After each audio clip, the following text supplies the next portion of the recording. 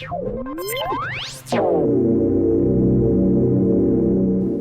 everybody, it's time for another product review. We're going to continue a little bit here in the series on home automation. We're going to take a little kind of jaunt away from lighting for a little bit, but we will be getting back to doing some additional reviews on LED lamps and talking more about lighting in general and design ideas and whatnot.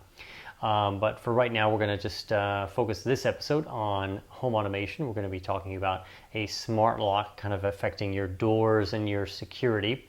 I want to thank a number of you for sending in your questions and commenting on various videos, and I have answered you back fairly quickly so that you didn't have to wait for a response on an actual episode. But I will be actually doing a full Q&A episode where I'm going to take all those questions and kind of put them together and answer them here on the show as I've been talking about. So please keep sending them in, questions at answers.lighting, or simply comment on one of the videos, or get us on social media. So, and we've got a lot of other exciting things planned in early 2015, so stay tuned for that. So here's a topic, I covered it actually at length with CES and all the home automation news coming out of CES a number of weeks ago. And I've been living with one of these products for about a month that is one of these new products, and this is a smart lock. It's basically a device that is an automation tool that literally turns your lock cylinder, your deadbolt, so to speak. It replaces the thumb turn that would normally be on here, and it allows you to simply unlock and lock your door. Now you would say that seems pretty lazy because you can do that by hand, and it's true, but it gives you the ability to do it via any type of Bluetooth enabled device, generally speaking, a smartphone, sort of an iPod Touch, a tablet or phablet, anything that's got Bluetooth 4.0 low energy and is running iOS 7 from Apple or Android 4.4 KitKat will generally work. There's a huge list of these compatible systems and devices. But anyhow, the smart lock category has evolved over the years. Years ago, it was simply, you used a key. And many people around the world still use a key to get into their homes and their businesses. And years have went by, and of course we were all introduced to these locks that you could simply put in a code that you could then unlock it. And it kind of eliminated the need for keys, but there was always a fail-safe backup.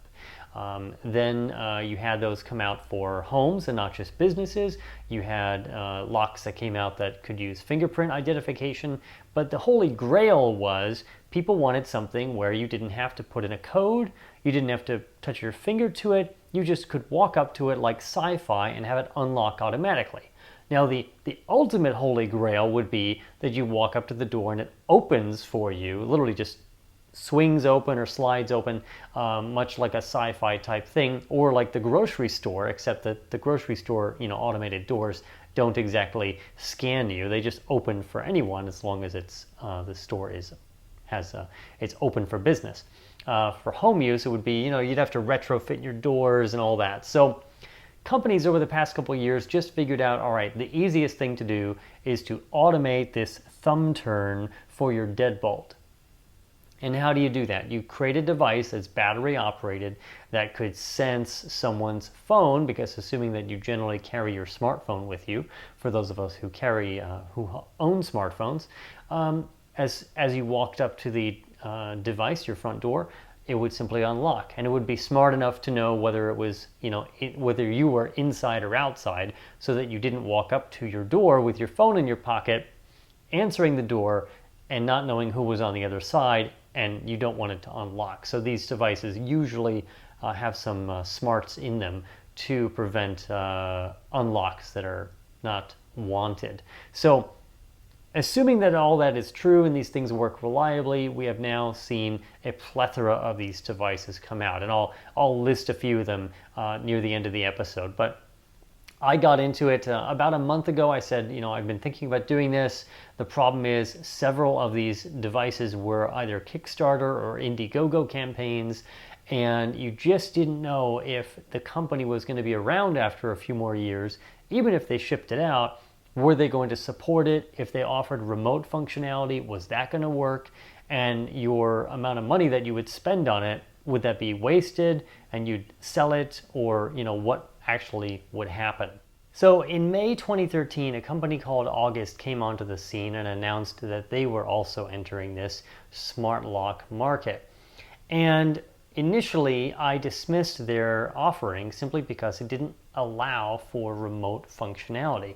And what I mean is that these devices, if they don't allow you to monitor the status of the lock itself, whether it's locked or unlocked, and allow you to actually lock or unlock your door remotely and securely, to me that seems really not worth paying the high cost of one of these smart locks.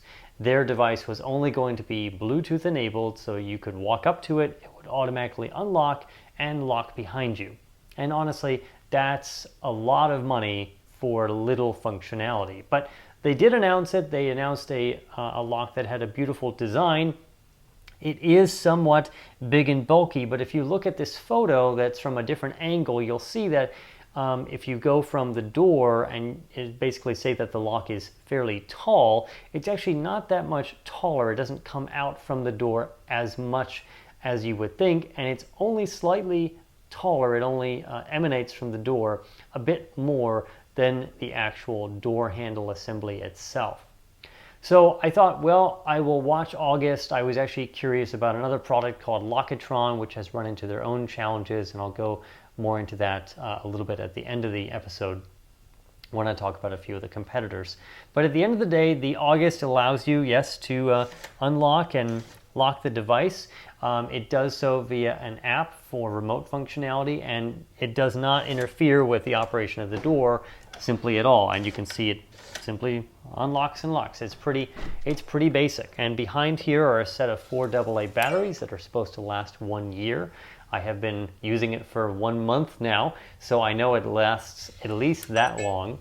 And it is a nice design. It comes in 4 different finishes to match your door. I chose one that was going to better match the existing door hardware itself.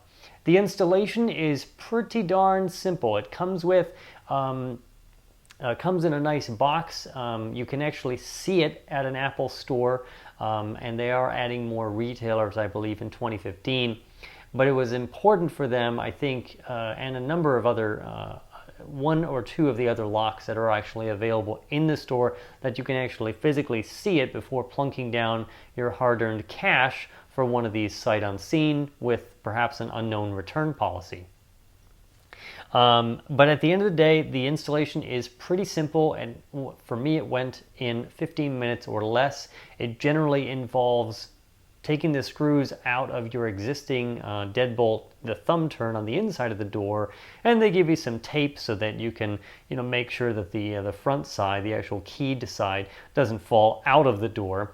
You choose a appropriate mounting plate and a special little adapter depending on the brand and type of lock that you have. They have a whole list of compatible locks on their website at august.com. And so I simply chose those. It was pretty easy to follow the instructions, put it in, you attach the screws again into the August mounting plate, and then there's some little wings that you open up. You put the August on and pull the front cover off, pull the tab on the battery so that it will actually start powering up the August, and you run through a little configuration process on the app on your phone. And the setup is literally, it's very, very simple, and again, less than 15 minutes. The app you simply download. It's available again for iOS and Android. You simply pair it to your phone, and it'll calibrate the lock through a couple of steps, and then you set up your account, and that will allow you to then have the lock on multiple devices. It does do a confirmation with an email and a security code and a text message, so it knows it's really you. And outside of that, it's pretty simple. I went over some of this in the episode just recently, and I kind of demoed, walked through my entire sort of geofencing application of home automation along with this, but this is not yet connected to the rest of my system, so they really are independent, and I can't tell if the place is truly locked from outside. Now, to fix that, August did announce when they came out with it on, for retail, that they were actually going to sell it. They started shipping to their backers in late August, and then actually they were in Apple retail stores in October. And they said, well, it's going to be HomeKit compatible. HomeKit is Apple's technology that will bridge multiple different types and brands of home automation devices and allow you to use Siri on your iPhone or other iOS device to simply say, hey Siri, turn on all the lights, or lock all the doors, or it's time to go to bed. And then it could initiate a bunch of actions based off of that. That functionality, they said, is going to be built in, or it's certified, but there's no more details. Now August did announce at CES a Connect device that will allow you to basically hook the August wirelessly into the internet, and then you could actually use the app and check whether the lock is locked or unlocked. And obviously if it's unlocked for some reason, you can lock it, or you can buzz people in remotely as well. But that's another $50. So if you want remote unlock plus the August itself, you're going to be paying $300. There's no word yet on exactly what their HomeKit functionality means, because we have yet to really see the full details about HomeKit from Apple. They announced it about 8 months ago at their developer conference in 2014, but we've just been hearing tidbits of things ever since. So we think that there's something coming up big with the Apple Watch this spring, and perhaps the Apple TV, that is rumored to be the kind of HomeKit control center for remote access. But I don't want to go into a lot of that. We know that it's supposed to be HomeKit compatible. We know that the Connect device is coming. You can pre-order it right now. It'll ship, I believe, in February, and then you can hook this thing to the internet. But for $300, it's a lot of money. And due to the nature of the August, I've actually thought about basically either at this point I'm beyond the return policy, so I would probably have to just sell it. It is a help, and it's really nice to be able to walk in and not have to fiddle with keys if you've got grocery bags and whatnot. But it's a little help, and you tend to pay a lot. So a few other things about the August. I'll demo it right now. I did do that demo, so if you want to check out that other video after you're done watching this one on home automation in real life, you can check that out about how I explain it a little more in depth. But one of the challenges with the August app is that once you've basically opened it up, you have to wait a number of seconds. 1, 2, 3, 4. There it is. You get a red circle. That simply means that it's locked right now. That's the current status of the lock. So if I tap it, it will go ahead and unlock. Now, one of the features of the August is basically that it will allow you to relock the device automatically after a certain set amount of time. The minimum is 30 seconds, the maximum is 5 minutes, and you can choose via a little slider bar anywhere between those. And that's pretty convenient, and if you're counting down on the video at home, in about another 10 or so seconds, this guy will go ahead and relock itself. And it's not dependent on the app. I actually tested that functionality, and there it goes. It makes cute little sounds, and it sounds like your place is kind of sci-fi and advanced and whatnot. And it does have a little LED ring, and they're using the same type of metal laser etching that Apple has used on its MacBooks for years, where you can't actually see the LEDs behind here, but there is a ring behind this, and it actually shines through the metal. So that's kind of cool as well. This is an all metal. It's not a cheap gimmicky plastic thing. It feels really good.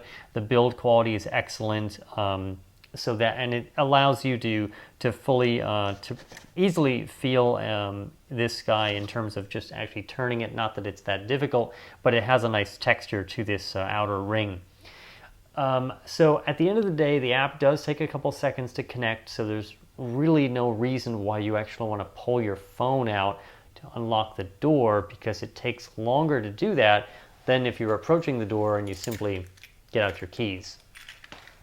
And the keys obviously still work. If the batteries die, if your phone dies, your keys will always work. There is nothing that prevents that from happening. After using this for a month, I can tell you that there is nothing that there's never been a moment that I've been prevented from unlocking or locking the door. The motor is completely inert when it's not actually trying to unlock or lock it, so there's no issue there. And I haven't run into that functionality. Reliability has been very solid. Now, one thing that I will note, and this is the way that the August actually works for the auto unlock functionality, it is not purely based on Bluetooth. And I think that's actually a failure because for me, I happen to walk around this property sometimes outside my home, but I don't go far enough outside of its geo-fenced area to think that I've left. So when I want to come back in, either I've got to dig out the app and wait, which is silly, or I've got to simply use the key, which again is useless if I just bought this device. So what they do is they geofence it based on, you don't get to set the distance, but assuming that you've gone far enough away outside of your home, like you're going to the store, you're going to work, you go away, and when you come back, the app knows that you've come back into this area. And so at that point, it starts a process saying, as he gets closer, or as whoever it is, he or she gets closer to the lock, it goes into Bluetooth mode and tries to sense it as quickly as possible. And my purposes and my own testing, it works really well. Usually by the time I get to the door, it is already unlocked and I haven't even heard it. So it usually means maybe 10, 15 feet away, it has actually unlocked. And because this is on the inside of the door and you're approaching from the outside, you don't always hear the little ding, ding, ding, the little noise that it makes. So I find that to be very, very helpful. And along with the geolocation that works for the rest of my system, when I walk into the home, it's the lights are on, the heat is on, the door's unlocked. It's pretty cool. And with the auto relock functionality, that's great as well. But again, the problem is that if I'm simply walking outside to do something and walking back inside, since I have to leave the full area for the auto unlock to work, I have to get out the keys, or I have to dig out the app, or I simply have to, well, I guess I could actually unlock it, or I have to do something like this so that if it is going to relock it, I'm going to lock it so that I just don't accidentally lock myself out, and I could leave without my keys if I wanted to. But for right now, until they allow the functionality of the Bluetooth allowing you to unlock automatically if you've left the geofenced area or not, to me, it's a bit of a gimmicky product, and pretty much almost all of them are. They all don't rely on geofencing. There's a few other ones out there, and they're supposed to use just Bluetooth to sense how far away you are from the door and to do the auto unlock functionality. But this one specifically is in stores. It is from a company that has raised a lot of money venture capital wise. So you know that they're going to be around for, at least another 6 months or a year, depending on how successful they are. But at the end of the day, with all of these companies, you just don't know what the future is going to hold. Now, there's one thing I haven't mentioned, and this is something that could be helpful to you. And once there is the remote functionality over the internet, this will be even more helpful. Pretty much all of these smart locks give you the ability to issue digital keys to other people. That means if you have maintenance people, if you have anyone who needs access to your home on a regular basis or even an occasional basis, a family member, or you want to rent it out, you want to Airbnb your place, it gives you the ability to not have to deal with physical keys. You can issue digital keys to them via a invite process, basically through email. And they actually, it's not email on the August, it's through texting, through cell phones, and it'll verify the other user, and you can choose literally a schedule. You can give them one-time access, you can give them occasional access, and you can revoke that access at any time. And that's really, really, really handy. So that is a feature, I didn't mention it first, but if you have the need for such a thing, that may be basically the thing that gives you the bang for the buck for buying this in the first place, in addition to the, walk up and it unlocks for you.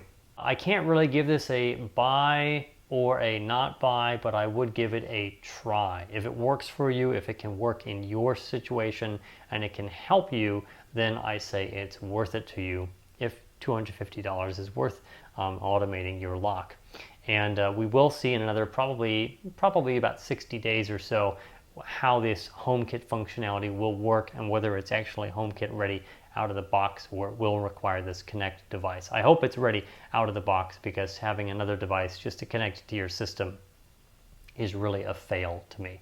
Here's my overview of the pros and cons of the August smart lock after living with it for an entire month. Go ahead and pause the video if you'd like, because I'm only going to stay on this slide for a few seconds. And here's a quick overview of how the August compares to its competition.